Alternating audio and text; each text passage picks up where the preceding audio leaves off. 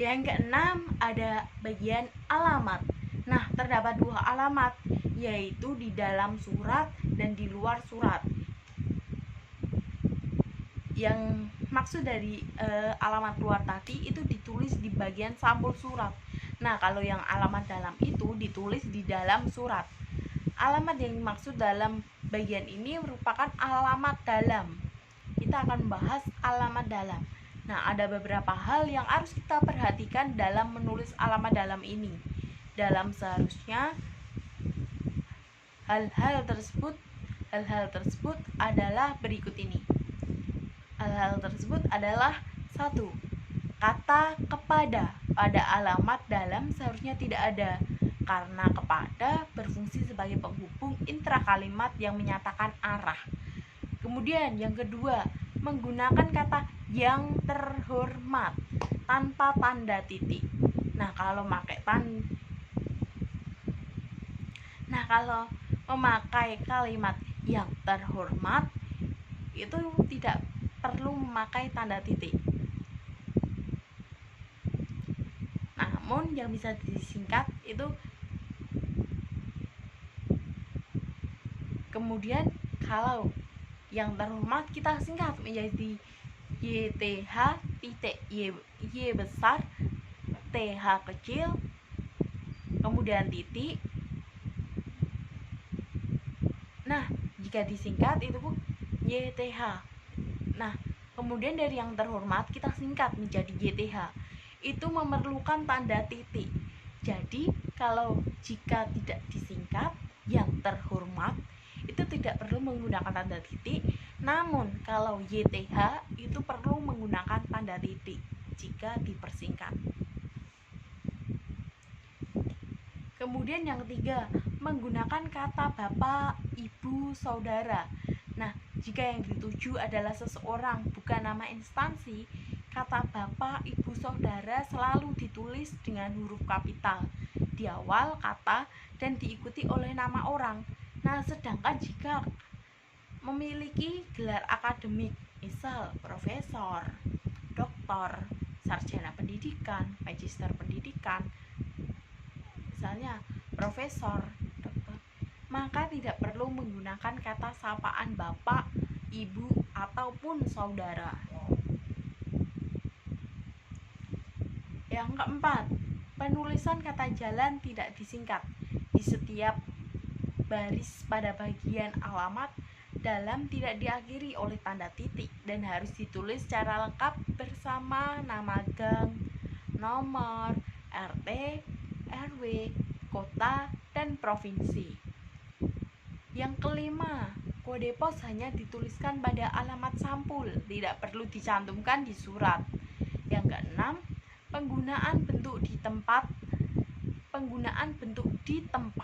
dalam penulisan surat tidaklah tepat karena kata tersebut mengacu keseluruhan tempat di dunia. Baiknya langsung merujuk ke tempatnya. Kemudian, penulisan alamat terkadang menggunakan istilah untuk perhatian atau disingkat U.P. yang artinya surat tersebut ditujukan terhadap orang tertentu. Namun jika orang tersebut sedang tidak berada di tempat, surat tersebut boleh dibuka oleh orang lain dalam lingkup satu jabatan atau satu bagian yang disebutkan dalam surat. Yang ketujuh, bagian yang ketujuh yaitu salam pembuka. Nah, bagian surat yang ketujuh ini adalah salam pembuka yang berfungsi sebagai sapaan dalam surat. Salam pembuka ditulis dengan huruf kapital di awal dan diakhiri oleh tanda koma. Misalnya, dengan hormat, salam sejahtera. Yang 8, ada isi surat. Assalamualaikum warahmatullahi wabarakatuh.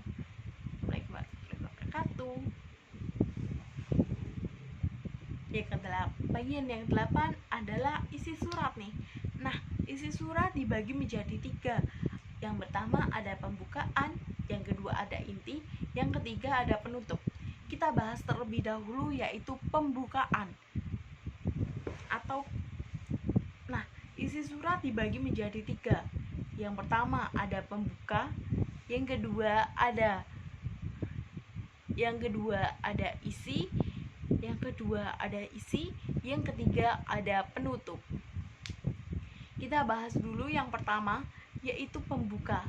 Nah, pembuka itu merupakan alinea pertama yang berfungsi sebagai pengantar atau pendahuluan terhadap informasi yang disampaikan pada alinea isi. Kemudian kita masuk ke isi surat yang kedua, yaitu isi. Nah, alinea isi itu berisi informasi yang akan disampaikan. Yang ketiga, penutup.